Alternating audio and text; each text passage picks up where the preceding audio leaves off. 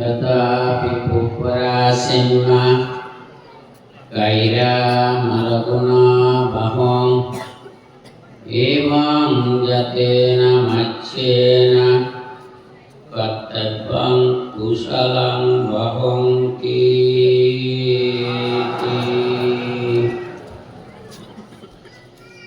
আজ আমি অত্যন্ত আনন্দিত, উৎফুল্লিত এবং গর্ব অনুভব করছি। সাধক শ্রেষ্ঠ আর্য পুরুষ বনমান্তের শিষ্য প্রধান সাধক প্রবর প্রজ্ঞালঙ্কার মস্তবীর মহোদয়ের ৬৭তম ধর্ম মহোৎসব উপলক্ষে এই ঐতিহাসিক ধর্মপুর বিহার প্রাঙ্গণে যেভাবে বিশাল সমাবেশ শুধু নয়, জাতীয় আন্তর্জাতিক পর্যায়ে বৌদ্ধ প্রধান দেশ থাইল্যান্ড সহ বনবিহার শাখার অসংখ্য ভিক্ষু সঙ্গের সান্ময় উপস্থিতিতে তার জন্মদিন যেভাবে উদযাপিত হতে চলেছে, এটা একটা ঐতিহাসিক দিন হিসাবে পরিচিতি লাভ করেছে, এতে কোনো সন্দেহ নেই। তাই আমি বলি, বটবৃক্ষটি একটা বটবৃক্ষ নামে পরিচিত, কিন্তু সেখানে বাগান হয় না। বাগান নামে পরিচিতি লাভ করতে হলে আরো অসংখ্য বনজ ফলজ ওষুধি সহ নানা বৃক্ষ যখন গজি উঠে, তখন আর বটবৃক্ষ বলে না, বাগান নামে পরিচিতি লাভ করে। সেই বাগানে আমারও যেতে ইচ্ছা করে, আপনাদেরও যেতে ইচ্ছা করে। সেখানে নানা উৎসব উদযাপন করতে দেখা যায়। সেই বাগানে গিয়ে যখন মুগ্ধ হলেন, আনন্দিত হলেন, উৎফুল্লিত হলেন, তখন অনেকে বলে একটু ভেতরে গেলে ভালো হয়।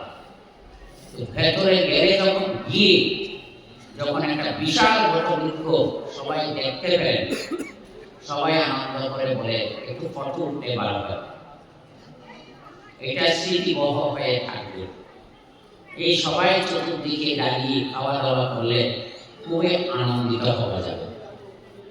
তখন কিছু মানুষ চিন্তা করে, এই বটবৃক্ষ কে সৃষ্টি করেছে?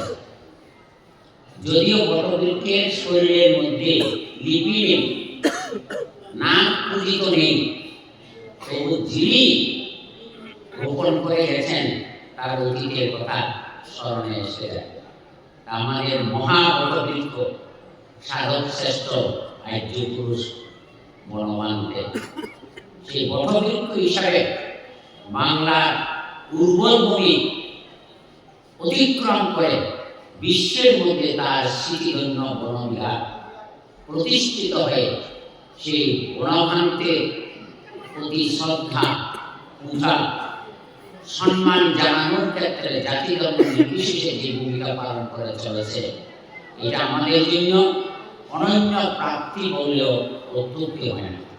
তার যোগ্য উত্তরসূরি হিসাবে আমাদের সাধক প্রবর প্রজ্ঞালঙ্কার মস্তবী সেই বটবৃক্ষকে রক্ষা করার জন্য যেভাবে ছায়া দিচ্ছেন, এটা আমাদের জন্য একটা অনন্য প্রাপ্তি, অনন্য উদাহরণ। তাই আমি বলি, আপনারা যদি বুঝতে পারেন, আপনাদের জীবন সত্য, জীবন দর্শন উপলব্ধি করার জন্য কয়েকটা মহাগুণ অর্জন করতে হবে বনমান্তেকে সামনে রেখে তার শিষ্য মন্ডলী তথা গুণী জ্ঞানী ভিক্ষুজনদের কাছ থেকে।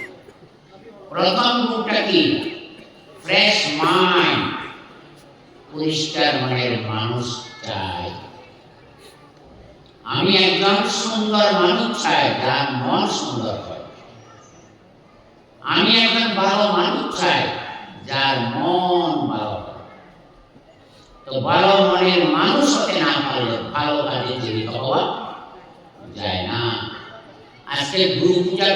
এসে, জন্মদিন পালন করতে এসে ভালো কাজ করলেন নাকি খারাপ কাজ করলেন?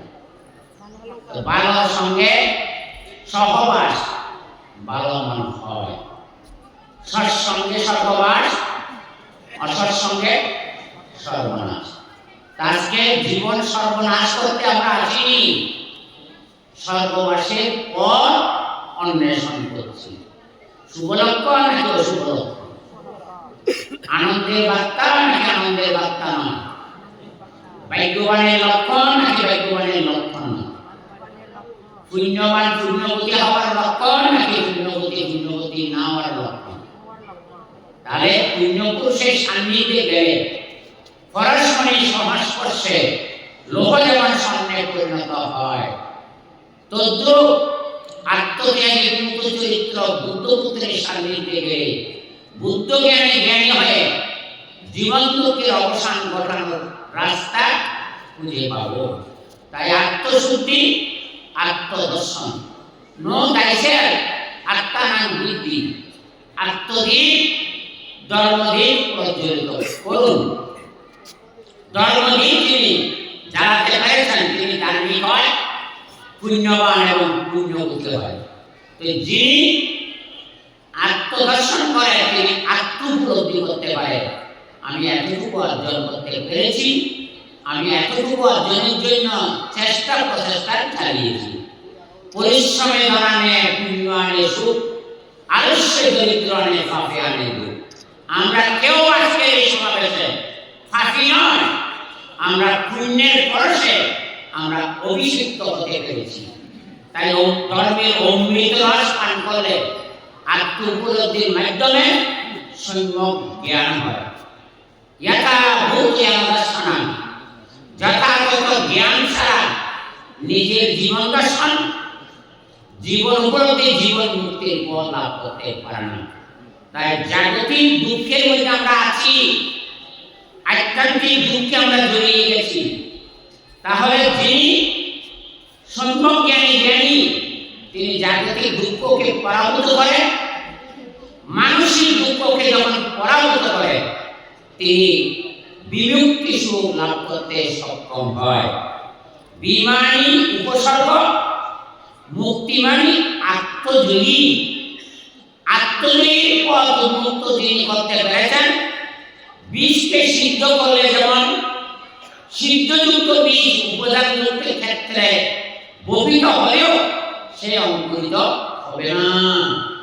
আপনারা আমরা দানশীল ভাবনাশীল সমাজের প্রজ্ঞার অস্ত্র দিয়ে বীজটাকে যদি আমি সমূলে উৎপাদন করতে পারি, তাহলে বব বীজ সমূলে ধ্বংস হয়ে গেলে বব মুক্তি আমি লাভ করতে পারবো। এই বব মুক্তির মাধ্যমে নির্বাণ পরম সুখম।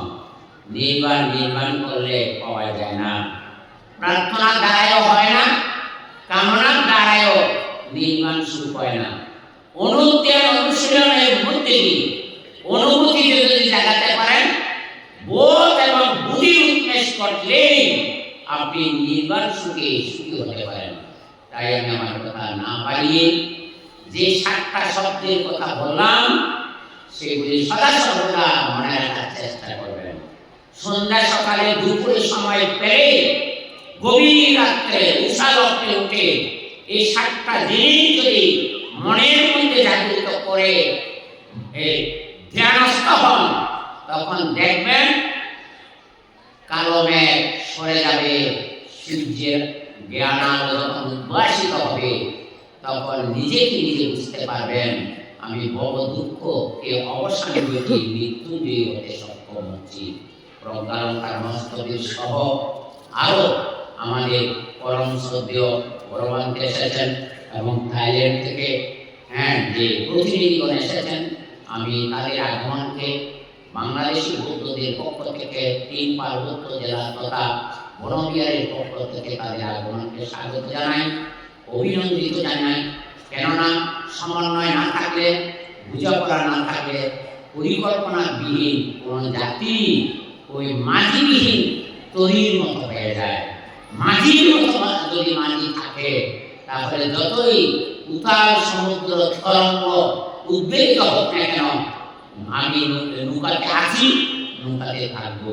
তাই বনবান্তের নির্মাণ নৌকায় চড়ে প্রজ্ঞালঙ্কারের মাধ্যমে আপনারা যাতে উপর থেকে উপরে গিয়ে জীবন সত্য জানতে পারেন, এই সাধু সম্পর্ক পোষণ করে আজকে জন্ম জয়ন্তী নায়কের দীর্ঘ জীবন সহ সমস্ত ভিক্ষু সম্পদ যতদিন দীর্ঘজীবী হবে ততদিন শাসন সদ্ধর্মের জয়গান হবে।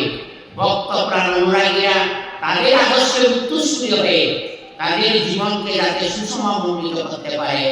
কিছুদিন আগে যে ধর্মযাত্রা বনবিহার থেকে খাগড়াছড়ি পর্যন্ত পদযাত্রা শুরু হয়েছে, আমি সেটা জানি।